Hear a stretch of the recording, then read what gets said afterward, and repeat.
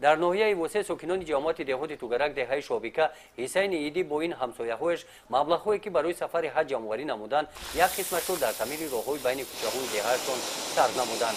اقدام حسین را همسایه‌ها دستگیری نمودند. آنها به حشر برآمده به این کار جوانمردانه همراه شدند. با انشالله با دستگیری همین مردم و مسجد جامع و روز جمعه سبب شده به دستگیری همین برادرای اهل دینمان، برادرای اهل وطنمان، همین محلمان اجرا کردن و مسافه 100-300 متر زیادتر انا شب ریخته و همین محلمان انشالله آباد کردن. نیت هست انشالله که اگر دستگیریمون زیاد کردن بگیرن نیت داریم که تا آخر این محل امیر آباد کنیم بریم. هر ساعت مسافه از راه سنفرش گردیده سیمای راه‌ها زیبا می‌شدند. با صدای محنت گرم و حرکت آبادکارانه همدهگان مویسفیدان پیرانی روزگاردیده از خانه برآمده به حشرچیان احسن میگفتند.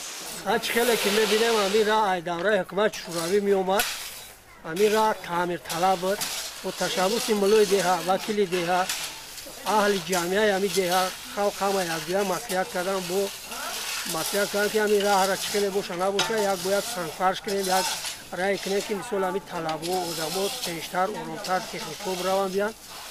خیلی با در اینجا سویپورو برآمدن بعد سویپوروی بناموس بنانگ برآمد خیلی با مبلغ گذاری کردن. خیلی خلق چکلی که دیده استن همین کار کردن اومده همین راه را برده استیم همین سنگ‌ها و همین ریخته استیم. در آینده خیلی همین اگر شرایط شود و با مثال دستگیری اجباری بیامی سویپورو شود و خوجگی‌های دهقانی شود خیلی ممکن که با یگان نمود دیگه اسفالت یگان نغمه دیگهش باید بکنه. در دهه شابیکا اقدام‌های آبادکاری زیاد به قد گرفته شدند و مثل حسین ایدی با مبلغ‌گذاری شخصان سخاوتمند این پل به درازی 100 متر ساخته شده مورد استفاده ساکنان قرار دارد.